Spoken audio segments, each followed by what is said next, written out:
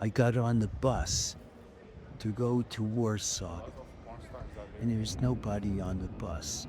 It was almost uneasy, you know. I was, you know, where are all the people?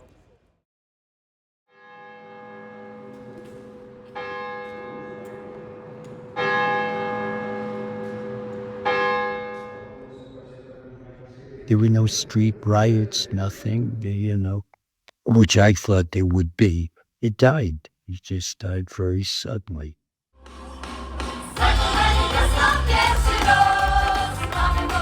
So I'm here in Prague. I am in the Czech Republic, and behind me is one of the more famous, well-known places here in the city, which is the St. Charles Bridge. And the bridge, as well as a lot of places in the city, is full of religious iconography.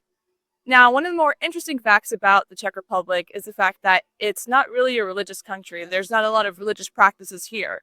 And I was kind of curious as to why. Was it because of communism? But then, if you think communism is an answer, what would be the reason for Poland being a very religious country? Tonight, in Poland, Religion as such was a weak feature of the Czech culture. And that has a lot to do with history. In Poland, Catholicism traditionally has been identified with their culture and their national aspirations, the native patriotism of the, of the common folk. Here, that's not the case. I think that there is something else that we are not watching or something happened because Poland. Do you feel alone being Christian in Czech Republic? How does it feel to be in a society where it's mostly secular atheists? No, not at all. It exists and it is there. Real religion is questions, that you have more questions than answers. And because when you have answer to everything, that's ideology. I thought that it would be my suicide of my career when I've accepted under the pressure of my bosses in the Czech Public Radio, when I accepted responsibility for religious broadcasting. And I thought it would be a disaster because no one in this country wants to listen to any religious broadcasting. Our broadcasting was very much talking about this religious dimension to current affairs and to normal things in life. And all of a sudden it was very, very successful.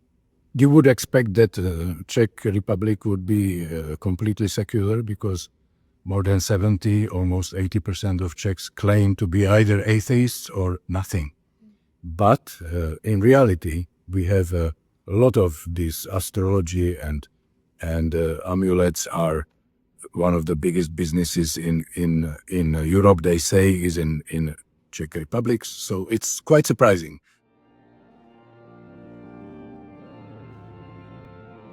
And that's, I think, because man is religious and this religious dimension simply exists. So when he leaves traditional religion, it does not mean that this dimension does not exist anymore. So yes, Czechs are funny in some respect. They would tell you there must be something. Probably not the God that's described in the Bible or Quran or surahs or whatever, but there must be something. So that's why we talk about somethingism. The Czechs have new religion which is called somethingism.